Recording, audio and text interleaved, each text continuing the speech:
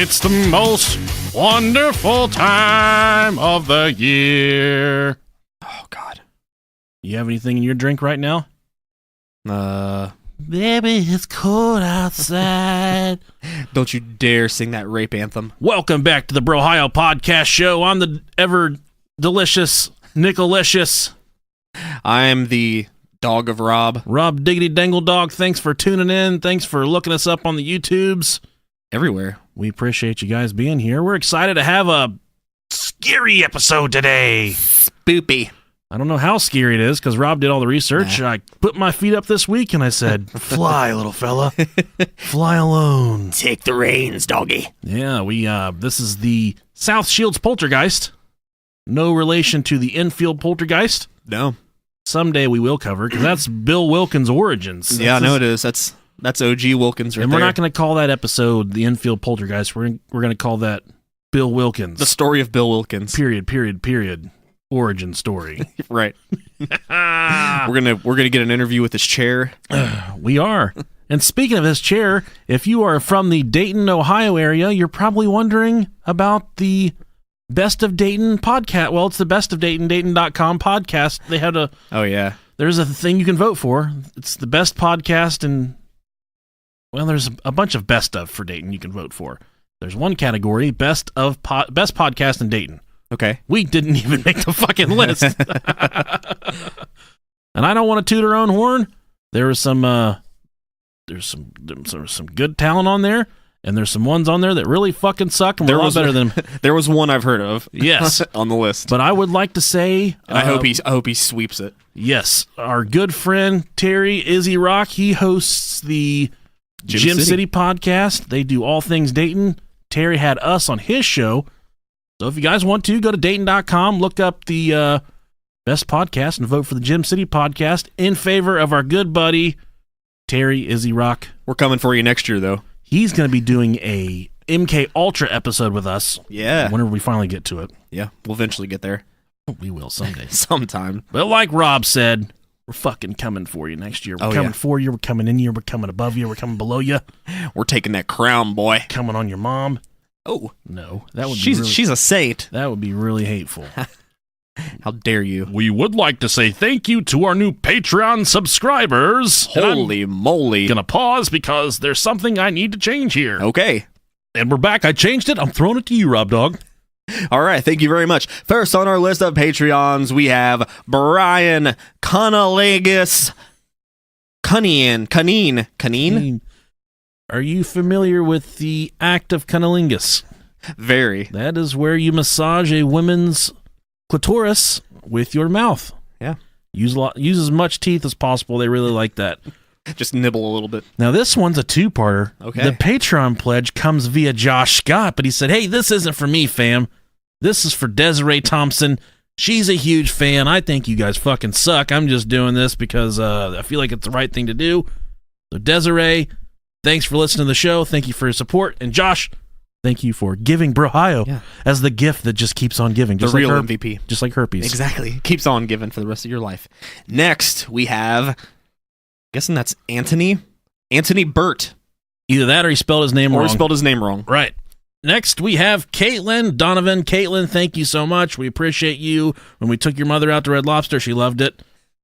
And next we got Megan, don't hitch my cock. Thank you. Use mine instead. Thank you, Megan. And Jess Harris. I'm looking at the picture here on the little Patreon clip out. She looks very familiar, so she must be very active in the Brohio community. So thank you, Jess Harris, for your generous pledge, and thank you for listening to the Brohio podcast and not to a podcast that fucking sucks. Well, that's subjective. And last but certainly not least, we have Jake, the Embryo Embry. Thank you. The Embryo Embry. That would be his professional wrestling That's name. his wrestling name, yeah. Oh, boy. And speaking of the Brohio podcast community, yeah, this week, 2 listeners linked up. They lived across the country from one another. They met through our community, the Butt Chuggers Anonymous closed group, okay? There's big things going on over there. People fall in love. They met on there. This is Carissa and Matt. I don't know where the fuck they live at. far away from far enough they had to fly planes to meet one another. They're in love. They reached out to us. They said, "Thank you so much for doing a podcast that helped me find the love of my life." Not only that, a few weeks ago, Trevor, he flew from Iowa, I think, somewhere over there, to fucking Ireland. To meet Maggie, one of our longtime listeners. They met on Butt Chuggers Anonymous. Who said we don't do great things around They're here? in love too. Rob, you and I are in love. I know. I drove a city over. Can you feel the love tonight? So if you're lonely, you're masturbating with your hand, you have no one to talk to, go join our closed group, Butt Chuggers Anonymous. The password's Bill Wilkins. You'll find people just like you. There's plenty of desperate souls. There's plenty of people eating ass over there. Yeah. If you want your ass eaten, it's a requirement. It is. You have to send a video of you doing it to get into the group. But it's awesome. These people are meeting, man. We're bringing people together. I'm an ordained minister. I said, let's take fucking God out of this. Let Nicolicious do it. We could be God. It's okay. Right. So they're going to have a Brohio wedding someday. Maggie's going to fly us to Ireland. Can't wait for that. Yeah, she can pay for the drinks. Speaking of shit, I have a story for you, okay? Okay, go ahead. A man with a history of exposing himself in public was arrested after cops found him masturbating in front of women at a Paramus doctor's office, authorities said Wednesday. Brian Bates, as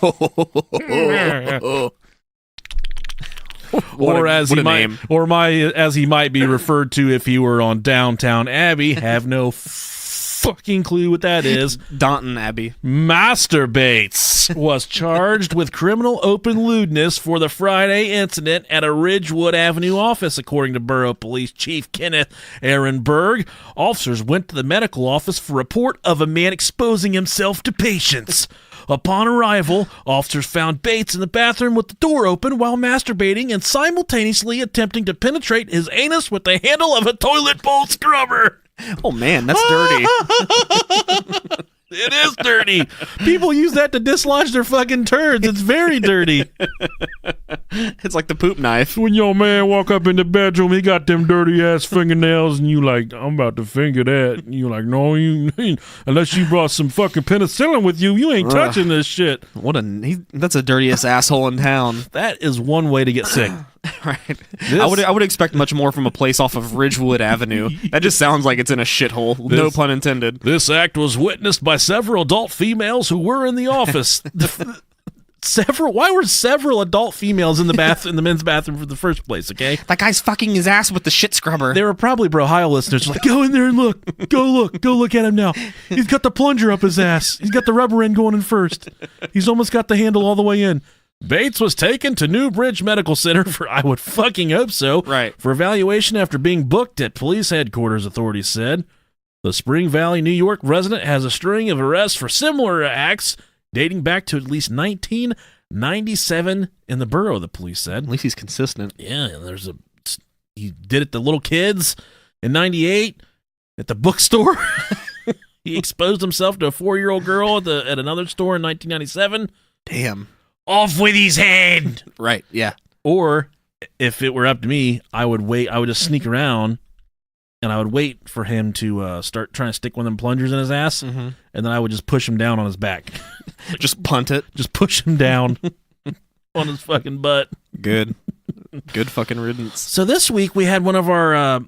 excuse me. He wrote us a few weeks ago, and this is when we were getting all the stories for the poop stuff. Yeah, yeah. And this is Pat. Okay, this is all I can use as his first name. Like Patrick? Like Patrick Starfish. Patrick Star. He's an avid listener. Is mayonnaise an instrument? Jesus Christ. He also serves in the armed forces, which we are very happy to work with our armed forces members. Yeah. Proud to be Americans, all that stuff. Yeah. But he said he wrote us a poop story and we didn't read it. And I went back and I looked. We had his poop story queued up on that episode. Oh, okay. But we ran out of time. Yeah. But I'm gonna throw his poop story out there real quick for you. Throw that poop. I'm gonna throw the shit and see if it sticks. Okay. He says, this is from Pat. He says, a little late, but here's some poop stories for you. It was like 2012 or so. I was at a Mexican restaurant with some friends. It was in the evening, and we were trying to figure out plans, and my stomach was like, you better get home. This is in quotes. This is exactly what his stomach said. So I take off, and I'm headed home, probably about 5 to 10 minutes away. I'm getting close to my apartment, and all you know when you start getting close to the bathroom. You do. Whenever I know I'm getting close to the bathroom, my butt's like, Your butthole knows, yeah. I'm letting it go. You're going to shit your fucking pants. Your body and your bowels start prepping for what's at hand. Your colon starts going through contractions. Maybe this guy's giving birth. Hey, Mexican, you know how that goes. And everything gets loose. Anyway, I get into my apartment, and it was a 1-bedroom, 1 bath, and the bathroom was connected to the bedroom. For whatever reason, I had locked my bedroom door and couldn't get to the toilet. Oh, God. It's your own stupid fucking fault, Pat. Panic sets in, and I start trying to unlock the door. Unsuccessful, I start taking the knob off. The doorknob or the knob out of the brown knob in his butt, and try to unlock it like that. In the process, the knob falls off on the other side of the door, and my bowel said, enough is enough. I start frantically looking around and running options through my head, and in my recycling, there was one of those plastic bins that organic lettuce and spinach comes in. I fling it onto the floor, rip all my clothes off because I can't use the bathroom without being completely naked for whatever reason.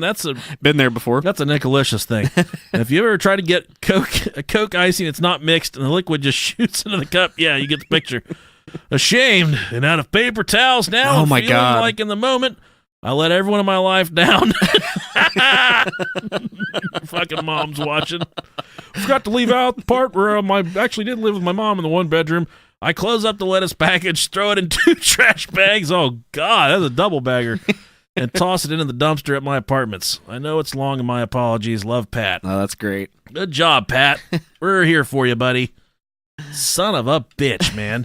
That's rough. Now, I would like to open up the phone lines one more time. If you have ever suffered from the worst shit accident that has ever been known to man, send us an email, brohiopodcast@gmail.com. We'd love to hear your story. If we think it's good enough, we'll read it on the air. If it's a story that goes something like this, I pooped my pants one time, we're not going to fucking read it on the show because that's stupid. I don't like that story. I've heard it a million times. I've done it myself. Yeah. I've been there. We've all been there. I mean, I really haven't, but yeah. I like to think that I have. Before we rip ass into this episode, though, Oh, yeah. we've got some live shows coming up. You can go check those out. We're going to be in Indianapolis. Woo. We're going to be in Kentucky at the Waverly Hills Sanatorium. Oh, yeah, we are. The one for Waverly Hills Sanatorium, I think it's like $17 for the tickets to the show. There's going to be a demonologist. There's going to be hillbilly horror stories. But you have to go to waverlyhills.com or the Waverly Hills website.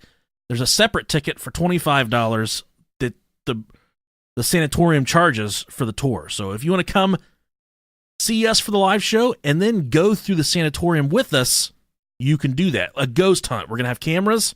We're going to probably have a live stream. I also intend on bringing a Ouija board so we can try. We're going to get this Ouija board in one time or Yes. another. That no one can tell me no at that. Right, yeah. So, I mean, I'm there. I'm doing my thing. Can't fucking stop me. Just going to take a shit and we'll do the Ouija board at the same time. Yeah. And if they're like, you gotta take your Ouija board out of here, I'm gonna shit in it and just fold it up because it's like Just stick it to the wall. close it, snap it really hard. Good day, sir. You can keep your fucking ghosts. I was trying to get rid of them for you. And by the way, if you've never listened to the Brohio podcast before. All right, guys. So there, go check those out. You can do a quick Google search of Brohio Eventbrite, and all of our shows will pop up. There's links on our various. It's a sexy good time. Yeah, and while you're at it, leave us a wonderful review on iTunes. That'd be great. Right. We appreciate that shit out of that. We do. Now Yeah. here, Yeah. I'm going to send it over to Rob Dog. Hey, Rob Dog. All right, so yeah, we kind of mentioned what we're going over this week. This is the South Shields Poltergeist. Let me take another sip real quick of my Platform Brewery here beer. Platform Brewery. Tell them what flavor that is, Rob. This is Caramelicious. It's a milk stout. It says salted caramel and chocolate. It's fucking delicious. Oh my god. 1 second here. Oh my god. Listen how much I enjoy this. You're such a fucking piece of shit. I fucking hate you, dude. First time you ever drank a I'm beer good. before? Yeah, I'm good. Jesus. That was an act right there. Fucking amateurs. I'm doing this for all the kids. All right. All right, so this starts back in December 2005. Now, a couple that well, that we're going to call Marc and Marianne. Typically, these are the names that are always used with this story. We don't know their real names. You don't know the real names because they try to protect the identity of this couple. And this also involves their 3-year-old son named Robert, so I automatically like this guy. Robert McJunkin. Yeah, McJunkin. They began to experience some crazy things in their home in South Shields, England. And this is a newer one, man. I like that this is happening within the past. Yeah, it's something that's not in the 40s through the 70s. Right. This is from 2005. This is from the year we walked down the aisle and received our diplomas. I thought you were going to say we got married. I was going to say that's a different story. This is the year we lost our virginity to one another. Sounds about right. So at first, the family began to experience things, typical things that you would experience with any type of poltergeist or any weird activity from spirits. So at first, they began to experience things like doors opening and closing on their own, sounds coming from inside the walls of the house.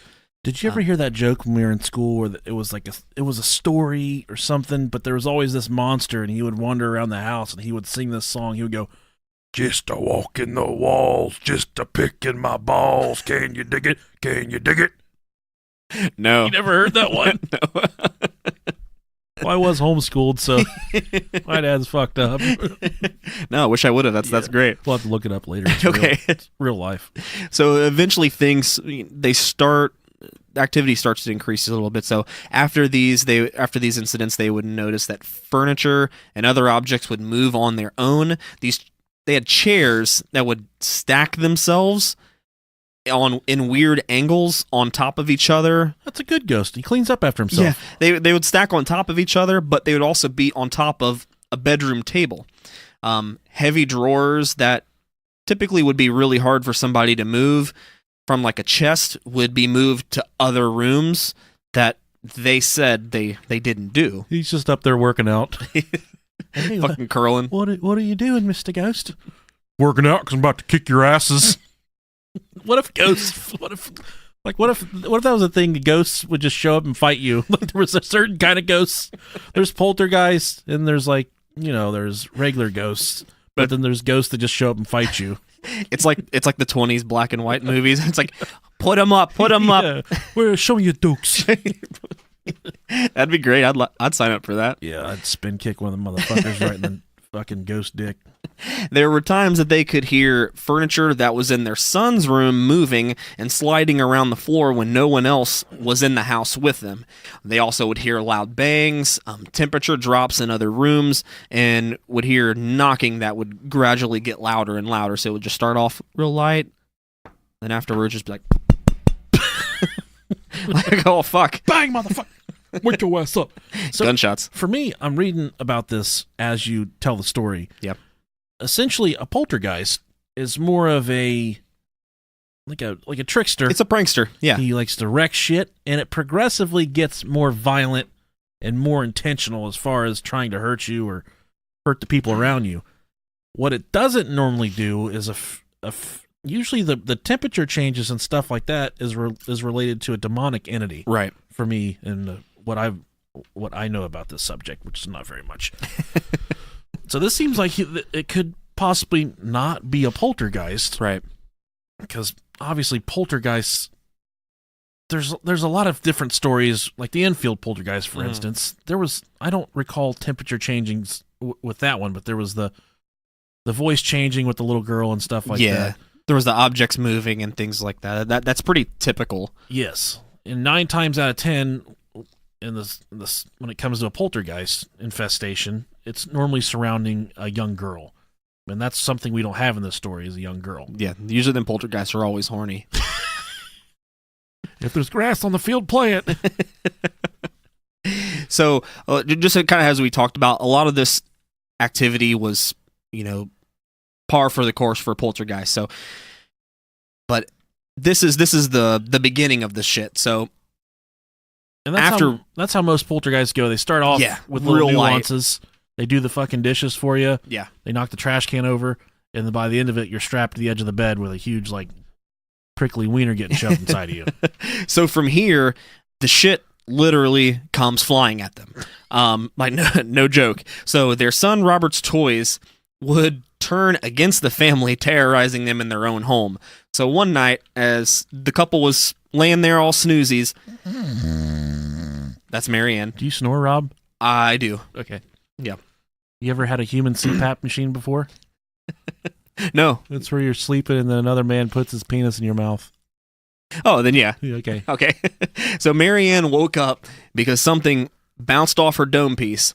So she wakes up. As she's waking up, she hears something thump against the floor, and she saw the baby laying there. No, nobody threw the baby. Oh my God, they've killed my baby! They done chucked the baby at me.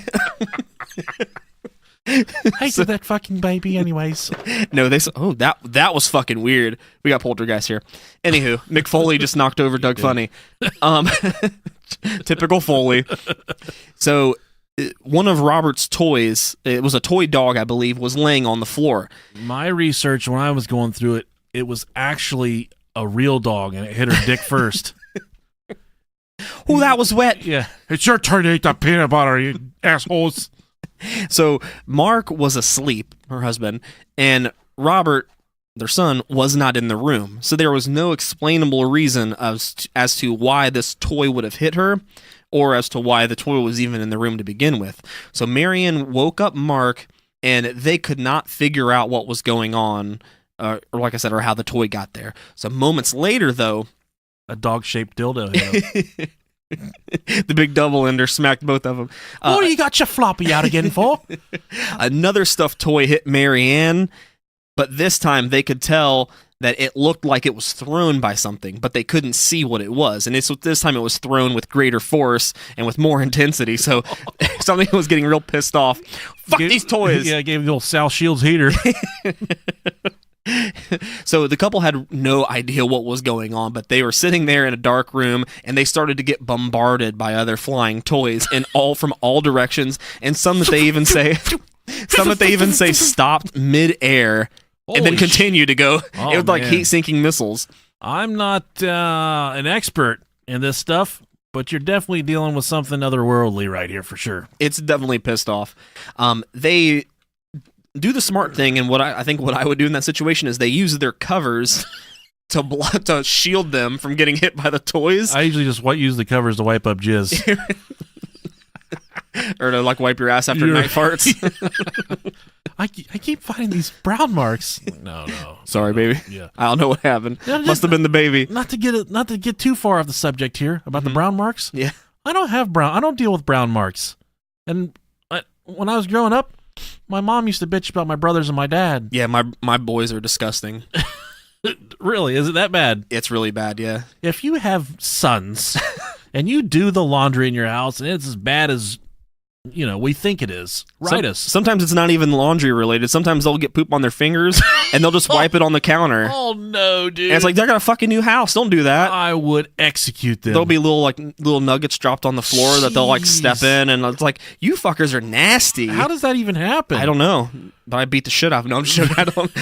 I'm like, what are you guys doing? That's why there's poop on them. You beat the shit out of them. Literally. No, I really don't beat my kids, so please don't call CPS on me. No, he doesn't. His kids whip his fucking ass. Yeah, they do. They can beat me up. I'll watch it. No, they're great, but they do shit everywhere. They're like sick dogs. Just put me down. So they started to use the covers to cover themselves to stop the toys from pelting them in the face. Stop the turds from touching the sheets. Right. As they were struggling to hold on to the covers, Mark all of a sudden screams out in pain, and after the attack, they saw that he had 13 scratch marks on his back. So he screamed because he got scratched. Oh, we got scratched real good. And the fun thing about this, and this happens, this is kind of a theme throughout this whole thing, is that these scratches are completely gone by the next morning. Okay. So there's going to be a couple things that happen, but either shortly after or the next day are completely gone, like which kind of makes you wonder. Almost like a superficial kind of thing. Yeah. And we'll get to another thing here shortly, and it's pretty cool. Now, after the attack, the poltergeist seemingly became obsessed with using toys to scare them. I So- really like these toys. So one time they found, and this is pretty fucking crazy. One time they found their son's rocking horse hanging from the ceiling by its reins, and they also found a toy bunny as they were walking through the house. This toy bunny was sitting at the top of their staircase, holding a fucking box cutter in its paws. So Oh no, you think I look like a cuddly bunny rabbit up here at the top of the steps. But as soon as you fall asleep, I'm going to cut your wife's tits off. You know why? Because they're fake. Your tits are fake just like you, Mark. You fake-ass bitch. we don't try to judge Marianne at all. Marianne and her fake-ass tits. So no one knew how these toys could be doing this or who could be doing it. Oh no, you think I'm just a cuddly bunny rabbit? Well, I want to eat a salad out of your butt. I love carrots. I hope you got enough room for some carrots. Then the other toys would roll across the floor on their own, and they Give would me that bullseye. they would make moaning noises and turn on by themselves. So the moaning noises and turning on by themselves, I think that's kind of What kind of fucking toys do we have here? And I have heard that if you rip out anal beads fast enough, like you're trying to start a lawnmower, yeah. the person will poop. Okay. It's just left flapping in the wind. Yeah. So and this is one of the other incidents I was talking about how things are disappearing. There was another incident where in the bathroom there's a sink, and the sink pretty much like filled up with what looked like blood. Oh my god! And it filled up so much that it actually ended up overflowing and then would spill all over the floor. But the blood soon vanished afterwards. Jesus. Which is kind of weird. And so you have all this activity, and then it grows to these random scribblings and writings that they got. The toilet ghosts are our favorite though, for sure. they really are. Anything with the plumbing, that's always anything good. they're fucking off in the bathroom, Yeah. we're absolutely happy with it. Exactly. This is a fun ghost. Yeah, this really he likes to party. So we have this, the toy magnetic board things. Like they have the little magnetic pen, and you write on them, and like the little pieces of metal inside of it you can draw pictures with. I had a childhood, Rob. Okay. Just for anybody else that didn't have a childhood, or their parents hated them. That's like mine. My parents hated me, but I did have a childhood. Okay, good. So there was this magnetic board in the house, and they eventually started to get messages written to them on there, and they would get things said to them like, "You're dead," or "Just go now, die, bitch." That's a good one. And then R.I.P. And then this one I don't even fucking get. I think this is some type of English thing. It says, "Go, bitch, now to your mam." That was a retarded ghost. Yes. Yeah, its English was horrible. And sometimes this would be written, that they'd have these messages, and beside them there would be these arcane shapes or symbols. So it was an old school ghost. Now, the 3-year-old isn't pulling this stuff off for sure. I'm very sure of that. Yeah, I don't care how much South Park you watch, you're not going to start picking this shit up. Your kids might have been able to pull off something like this, but not these English. Yeah, folks right here. yeah, exactly. So after this, the thing evolved from the Magnadoodle over to text messages and email. You got a little savvy. Yeah, You got him an LG. Right, it's a millennial ghost. 2005, he's definitely rocking a Razor. Exactly. So Marianne starts to get messages, Nextel chirps. and emails to her phone. So these would typically be death threats or other types of threats of violence, like "Get you, bitch," or "Die now." "Going to die today. Gonna get you." It's like, this is not. "I can get you when you awake, and I'll come for you when you asleep, bitch." Oh man, what a stupid ghost. It's so stupid. I would walk right into my house and be like, "Listen up. I pay for each text message. You raked up my bill a couple dollars. I'll fucking kill you." If you're gonna write me text messages, use fucking proper English, you fuck." It's like I'm too scared to even answer my phone. Ooh, let's see what this says. Yeah. I got a new one. You could definitely outsmart this ghost for sure. Exactly. And the fun thing is that these messages and emails actually could not be traced. So the email account wasn't anything that they could find, and the telephone number that these messages were getting sent from wasn't any type of an active telephone And number. this is pretty cool. I've never heard of a ghost using It has a burner phone. Technology like this before. Yeah, this ghost has a burner phone. He also cooks meth. Exactly. So Marianne would also get calls to her phone, and these calls would say that they were from her home telephone number. Oh, okay. But there wouldn't be anybody home. So, now, all jokes aside, if this stuff is really happening, I'm literally shitting myself. yeah, I would be too. Oh. Yeah. And then I'm reading through my research here, and this, I've seen these hauntings before. I think this seems like one of those ghosts that just wants he wants the family to watch him pee. Like he's one of those really creepy ghosts. He might be. I mean, I don't kink shame, so I mean, hey. I just want one of you guys to come watch me pee. Who wants to have a CC while I make a wee-wee with my pee-pee? Who wants to come upstairs and watch me pee on their toys? Just take a look at my willy. That's all I want. Look at my little ghost wiener. It looks like a pigtail. It's got a corkscrew. It's like Casper's little tail. Yeah, come on here and watch me pee on your toys. He probably pees on the toilet seat too, little asshole. Pissing on the toilet seat. I want to have a CC at my wee-wee while I make a pee-pee. So from these messages, let's get on to the next part, because this starts to get fun, because this starts to involve the kid. So once Marc and Marianne found Robert in another room, wrapped in a blanket, like wrapped really tightly, cocooned in a blanket, and he was laying on the floor with a plastic table on top of him while it was balancing on its own. Jesus. So this is some crazy shit. The blanket being wrapped around him, that's called an atomic burrito. You ever had one of those before? Yeah, I have. It's where you wrap up someone real tight in the blanket, and then you just put your butthole on the tip of their nose. My uncle used to do it to me. But you want to play a game? It's called Fight for Your Life. Been there. So I think we have the same uncle. He was stated as being in sort of like a trance, and he was like just laying there doing absolutely nothing, staring off into space. And then on one separate occasion, they claimed that he went missing completely. They were unable to find him. Where the fuck is my son? I was upstairs watching the ghost pee on my toys. He pissed all over everything. They eventually ended up finding him. They found him in like a small closet where he was actually stuffed inside of the closet in like an area that he shouldn't have been able to get to. Oh my God. And he was wrapped inside of his blanket once again. Ghost was a bully. Exactly. Put your ass in that closet. Look at my corkscrew dick. So this is the point to where the couple decided they need to get a little bit of help. So they actually... I'd say so. In comes Ed and Lorraine Warren. Close. So we're going to cue in paranormal researchers Mike Hollowell and Darren Ritson.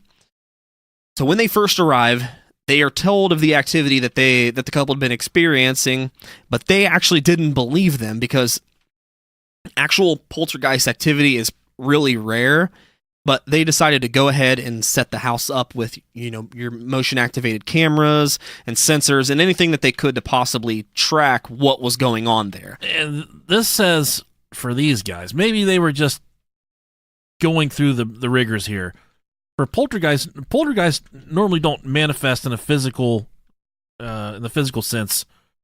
They're more of like a, like an energy type force. They're not a physical manifestation. Yeah. So it's not going to make you wouldn't normally see like a silhouette, an apparition. Yeah, exactly. There you go. So whatever entity resided in the house was aware of Hollowell and Ritson, and it did not like being in the presence of these two. So the activity actually picked up, supposedly even in front of the investigators. And that you don't see very often is where shit goes off the tracks with the investigators there. Normally it kind of like curbs, and the family are almost seen as liars. But in this instance here, when the investigators arrive, this ghost he's going to show out. He's going to take his little pig dick and he's going to wild out for a little bit. Going to go balls to the walls. Yeah. So toys began to move, and they make unexplainable noises. Disembodied voices were heard through an old baby monitor. That would probably freak me the fuck out. Yeah, dude, I can't do it. Yeah, no. No, I'm cool wild. on that, bro. Yeah, right. Their gear was actually unexplainably turned off and sometimes even broken, and then toys and knives were thrown at them. And this is typical poltergeist stuff. Yeah. It really is. Yeah, it really is. So Hollowell and Ritson also saw doors opening and closing on their own, objects levitating, blankets being pulled off of beds, lampshades swinging, messages appearing on pieces of paper and on Robert's board, and also pieces of furniture unexplainably balancing at weird angles. Jeez, And man. some of this was even documented on video. The videos are out there. You can actually see them. A lot of them are really dark and grainy. So, believe what you want to believe with it. Sounds like I had some carbon monoxide in this house or something. Just walking around farting each other's fucking faces and stuff. Yeah, they had definitely something going on. I was going to take a pee and the sink's full of blood.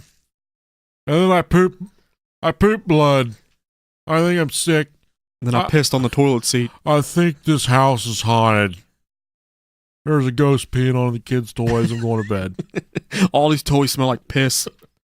So the two investigators also claimed, and this kind of goes against what we were just talking about, they claimed to see the entity one night while in Robert's bedroom, which, we kind of said that it normally doesn't take the form. And from the very beginning, I said this seems like a mixture of both a demonic, like a demonic type haunting, and also a poltergeist. Yeah. We got a hybrid go. We got a wicked one right here, dude. We do. So they claim they saw a large, dark shape on the balcony, and it moved around Robert's room. Marianne actually also saw this entity with the investigators as it walked through the room right in front of them. So this is a quote from one of the investigators. Holloway.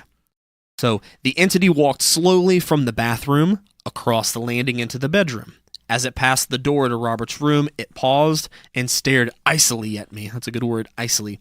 Its face devoid of all features such as eyes, nose, or mouth, and cold and menacing. Or it was cold and menacing, sorry. It felt like it was burrowing into my soul. Oh, man. It was large, maybe 2-3 meters in height, and midnight black. It was a 3-dimensional silhouette that just radiated sheer evil. That's pretty spoopy. That is very scary. I would have pooped a little. And I don't do the 3-dimensional ghosts. I've never seen a ghost before, Rob. Maybe I have. Right. Maybe I haven't. But something like this just kind of lumbering around, just dragging its tail, that would scare the shit out of me. Hell yeah, it would. And that's why I'm really excited for this Waverly thing. Because we definitely are going to see some shit there. Oh, I hope so. I'd be kind of bummed if we didn't. Right. So, of course, the investigators were too stunned by seeing this entity that, of course, they forgot to turn on their camera that was set up inside the room. So, how convenient. Take that for what it's You worth. don't understand. He was walking around and then he started to pee on all the toys. I forgot to turn on my fucking camera. I had it on my hip. I didn't turn it on. Doesn't that always suck when that works like that? That's how it goes, man. A few days later, they see the spoopy man again, and this is after the initial sighting. So everyone saw it as it approached Mark and actually attacked him once again, leaving large scratch marks on his back. I think those pictures are out there of this as well. Yes, yeah. There's actually, I think this is the one they actually caught on video. Yeah, they got this one on video. Jeez. And this is investigator Hollowell. Another quote from him. He said, "You could actually watch the scratches forming. First an elongated red patch, then sharply defined scratches within it. Cuts started to appear on the right-hand side of his back, then immediately bled. Then Mark's skin started to change color. It went dark, almost as if sunburnt. I've seen film and stills of poltergeist scratches appearing before, but nothing like this." Although this time, like I said, they did have cameras rolling, and on that video you can allegedly see the scratches appear on his back. So several other attacks on Mark were also witnessed, usually resulting in bruises, welts, or scratches. God damn, man. There was another attack witnessed by Hollowell and Ritson and several other investigators that they had actually called in. So they ended up seeing so much activity here that they actually called in other people to go through this. I read some excerpts. There's a book that these gentlemen wrote about this experience, and I read part of it. And one thing they did say, that when they called in their friends or the colleague investigators, these people were, they knew the second that they walked into this place that there was something horrible going on. And when they say that they called in these other investigators to verify, well, it said these other investigators, they would literally just walk into this house and be like, okay, it's haunted. And then they would walk out. They were afraid. It just emanated, this house in the atmosphere emanated such pure They could evil, just feel it, yeah. that they were afraid to go any deeper into the house than what they needed to go, that they would literally show up and say, all right, it's haunted, and then they would leave, that everyone was too afraid to do anything with this house or even touch this case with a 10-foot pole. And I think that's a lot of things. There's a lot of people call themselves paranormal investigators. They think it's cool to walk around with a that title. Yeah. They think that title's cool, but they want to walk around with a camera and a voice recorder, and they want to be like the guys on TV, which normally the guys on TV are fucking frauds anyways. Yeah, usually. I think as far as being a paranormal investigator, that takes a certain like a heightened sense of awareness. I do believe. I think not everyone can just walk up and be like, I just saw a fucking ghost. I think it takes someone with a certain, some raised awareness and some raised sensitivities for me. And in this case, I think these people were probably getting involved with actually something that was evil, that was dark and evil. And a lot of times people aren't that claim to be paranormal investigators aren't ready to touch stuff like this. And when they actually finally stumble upon something that is real, they don't know what the fuck to do with it. Yeah. And I think essentially they can make things worse by the practices and things that they think are the correct thing to do. But I think a lot of times you're not dealing with someone that knows what they're doing. Your situation can be made a lot worse. I think that's a pretty good observation. A lot of people that do experience these things, they're made fun of or ridiculed. In some instances, they're not, but it's not real until you experience it yourself. And then from that point, you could say, this is some fucked up shit, and I definitely need some help. But we make fun of people. Usually, it's dead people. They can't do anything back, and it's usually someone like this. They'll experience ridicule, and I think anytime you're dealing with someone who thinks they're dealing with a haunting, you should definitely give them the benefit of the doubt. Might as well. What does it hurt? Right. It doesn't hurt anything. I mean, if they're not trying to make a cash grab out of it, they think it's something. I mean, you know what I mean? Yeah. Yeah. Which I kind of get. I'll finish this up a little bit talking about a little bit of what's going on. Now, it could all follow the Ed and Lorraine thing, which we always, we've talked about them plenty of times before. Kind of the original Ghostbusters, my friend. Exactly. And it could possibly be like that for all we know. We don't know. That's just the thing. Soon after the other investigators are called in, they do all their, their research and look into everything to decide if they think that it's a legitimate claim. The activity stops just as quickly as it began, which is typical. Yep. Which is typical.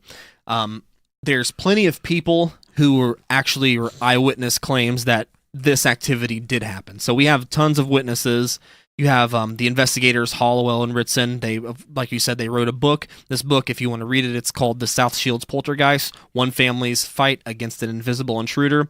And they claim that everything that is in this book is true. It's what happened at this house. And that's the thing about a haunting like this, or anytime you're dealing with for instance, the Indiana Hell House, this haunting, the Brownsville demon. We've covered a lot of different cases, but for credibility, it's key in a situation like this to get other people to see what's going on. Yeah, other people can see the chairs slamming into the wall, the guy walking around peeing on the toys.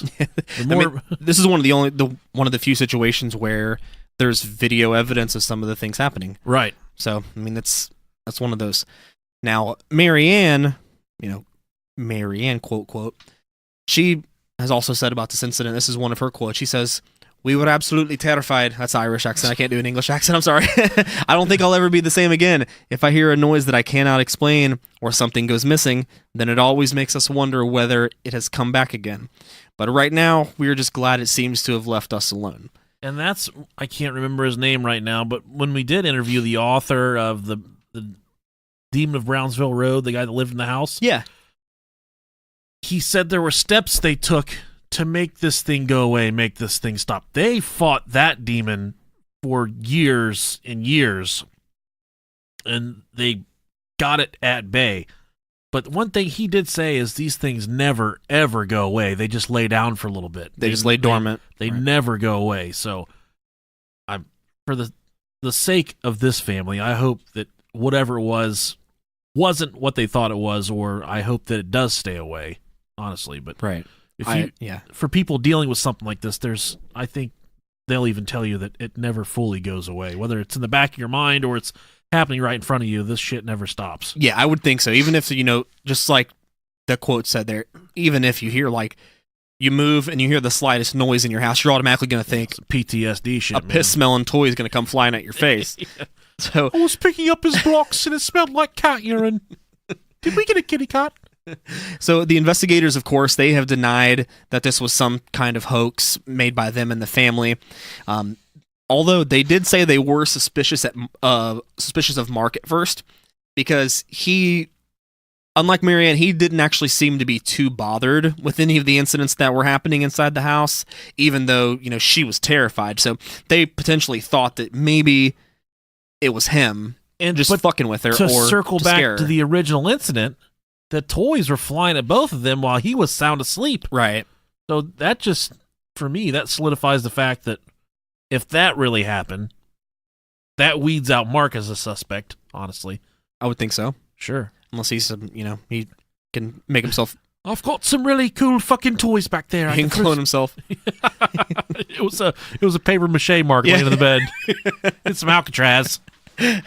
So this is I got another quote here from Professor David Fontana, fellow of the British Psychological Society. He's said this on poltergeist phenomena in general. So from my experience and from the scientific literature, there's no doubt that these are real phenomena. There are various possible causes. The traditional explanation would be that they are a form of a haunting, that they are earthbound spirits out to cause trouble, or it could be the repressed emotions of people in the room causing psychokinetic effects. And to build off what you have there, I did touch on Poltergeist a little bit because Poltergeist touched on me. Hey. This is taken from ghostsandgraves.com. I like to cite my resources now. Perhaps one of the most popular terms most of us have heard when it comes to ghosts, the word poltergeist actually means noisy ghost in German because they're said to have the ability to move or knock things around.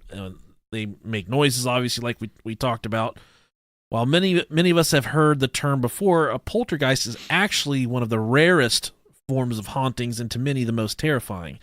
And that's why a lot of times you get these big hauntings in the mainstream, they'll oftentimes end it with poltergeist. So for instance, we have the South Shields poltergeist. There was another incident not too far from there. I don't remember what, but something poltergeist in that neck of the woods. And then there's the Enfield poltergeist. These are all famous stories because these are the most violent forms of hauntings. Right. They're few and far between, like we said here. So whenever they do show themselves, it's chaos. Now, some experts explain it as the poltergeist, that is, they explain it as a mass form of energy that a living person is controlling unknowingly. So for I guess, all intents and purposes here, what they're saying is a poltergeist isn't necessarily a ghost. It's a manifestation of something from your own mind. Someone that's carrying a different type of energy than you or I. Because if I could make poltergeists, I would make them by the motherfucking dozen. And I would be sending them out in the streets. Bring me a beer. Go turn the TV down for me real quick. I lost the fucking remote. And in most instances, these poltergeists, you're going to be dealing with electrical disturbances. There, you got the banging on the walls, unexplained noises. This is just your typical poltergeist. You got the moving objects, you got things missing, disappearing and reappearing, strains, unusual smells. You're also going to have occasional levitations and aggressive physical attacks. Now, they also say when exploring a paranormal explanation, poltergeist activity is often attributed to psychokinesis, like Rob said, or the ability to affect the physical object with one's mind. I don't think... And the other day, what was I doing? I was driving a golf cart at work, and I was like, I let go of the steering wheel, and I was like, I tried to fucking steer it with my mind, dude. I drove right off the fucking path. I couldn't do it. I tried it like 4 or 5 different times. Yeah. And every time I'd bring her back, right down the middle, 12 and 2, whatever, 10 and 2, whatever. Yeah, 10 and 2. Let go. Nothing. It would just drive it off I couldn't do anything with it. Your psychokinetics aren't on par, man. They're not. Oh, now ordinary haunted houses are generally inhabited by a spirit anchored to a specific spot by a traumatic event, murders, instant loss, betrayal, violent deaths. Obviously, the most traumatic part of both of these hauntings, between a poltergeist and a regular, a regular ghost at a haunted house, the most traumatic part of both of these hauntings is the fact that you're sharing your home with something otherworldly that can't be explained. In the sense of poltergeist, a pattern of escalating intensity is often observed, beginning with mostly harmless pranks that gradually morph into acts of tangible violence against the tenants of the home. In recent years, a team of physicists has nominated a theory from quantum physics to explain the elusive link between poltergeists and what your mind can do in terms of poltergeists. Yeah, that's beyond my intelligence level. It is very beyond my intelligence level. But that case is still open. The physicists are still working on that there is potentially a link between our brains and what we can make our brains do with quantum physics and energy and the objects around us. So I don't know what heightened sense of spirituality you would need for this, but I would have to imagine some type of battle is going on with someone's soul or their spirit when something like this happens. There's something, like we said before, it's often, there's usually it usually involves young girls. And the one way to get rid of these poltergeists we speak of, they recommend counseling, spiritual or traditional meditation, and other centering practices can help a young person gain grounding and confront the source of their discomfort and anxiety. And they do chalk women up, the young girls, because we've all seen, I have 3 girls, I'm going to go through it, but they're a bit more anxious. They have a little more, the hormones a little more up and down than I guess a male is what they're saying. Okay. I don't know the fucking science behind this. Yeah. I don't know if this is true or not, but the emotional instability at that time is kind of what whatever this entity is kind of latches onto, and that's why it's most commonly associated with, prepubescent girls. They do go through that change a little bit sooner than boys do. They do. We're dealing with it right now. It's fucking terrifying. I hate it so much. Oh, yeah. I wouldn't want to be in that boat. So, yeah, that's the story of the South Shields poltergeist. Very good. Very good story. Very creepy. Yeah. Yeah. We've got big things on the horizon for you guys. We've got big stories coming up. I think we should do that Amish murder next week. All right. I think that or something a lot fucking cooler. I don't know what we should do. We should do that or something completely different. Usually, we will change our minds. We changed our minds like 3 or 4 times. 150 times. Now we're going to play a little game called How Big Was It? All right. This is everyone's favorite game. We're taking wages right now. What do you guys got? I'm ready. How big do you think it is? We're talking about the investigators first. Okay. The gentlemen, what's their names? Hollowell and Written. What's the name? Ritson. I just talked about it and I don't fucking remember. Doesn't what it fucking is. matter. How big were their dicks, Rob? Let's see here. I'm going to guess. I saw a picture of the two. Little dicks. Yeah, Ritson, that's his last name. Yeah. I saw them. They kind of reminded me of throwbacks to old school New York gangsters. Trying to pull off the look in 2005. Yeah. So I'm going to guess small. Compensating? Yeah. Four? I'll give them 4. That's okay. I'll meet them in the middle. Not that there's anything wrong with that. Not at all. Now, in terms of the poltergeist or the demon, the nameless demon or poltergeist in the story. Oh, I think he's fucking packing. You think he's packing? Yeah, I would say so. If he's got the balls to throw knives at people from his little dead ass afterlife. I used to live in this house all by myself. I would float around just peeing on all the walls. Just pissing on the toilet And seat. then they show up with a bunch of toys, and I started peeing on all the toys, and they said, "Get the fuck out of here." And I said, "I'm just going to keep on peeing on the toys with my little big dick." I don't think he's slinging a thud dick, but I think he's got a good one. I got a little corkscrew pig dick. That'd be good. When you pull it all the way out, it's about 14 inches, but when it's all curled up, it's only about 2 inches away from my body. That's probably an accurate voice, It too. is. He was a fat ghost. He's dressed majestically in a fucking I just imagine him with like a powdered wig. long red coat. Yeah, buckles on his shoes. Right. Black pointy shoes. Oh, just sitting there playing with my toys. This weird family comes into my house. Was trying to pee on the walls, so I had to start peeing in the attic to stay away from the family. He's dressed as like one of the Queen's Guard or whatever the fuck Yeah. the big black poof thing on his head. Dude, the best thing in the entire world is whenever people fuck with the Queen's Guards, Yeah. and they're just like, they're mocking them and kind of jumping around their face and stuff. Like, get the fuck! And they start yelling at these people, and it makes me so happy. Those videos and Stolen Valor videos are my absolute favorite. Oh, those are really good too. Whenever like a service member calls out a Stolen Valor person. Right. Okay, and last but not least, how about Mark? I'm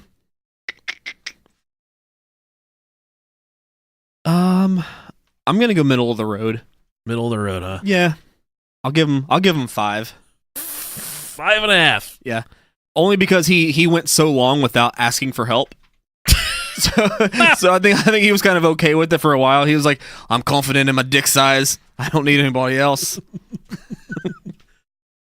I think that's valid. I think yeah. that's very good. He wanted to kind of handle things himself. He wanted to see how many toys he could get taken to his dome and how many scratches he could get on his back. Maybe Marianne was just a fucking freak. She's a freak. Ow. I think it's definitely. That could definitely be it. Maybe. All right, guys. Well, thanks so much for listening. Yeah, thank you guys. We almost made it to an hour. We tried to stretch it out for you. Yeah, it's kind of a short story, but it was an interesting story enough to where we wanted to talk about it. So, yeah, here it is. Maybe we can do a quick 15-minute Patreon real quick. Possibly, yeah. I got to piss like crazy, though, so Go do it. let's say goodbye. We love you guys. We love ya. Thanks for listening. Bye.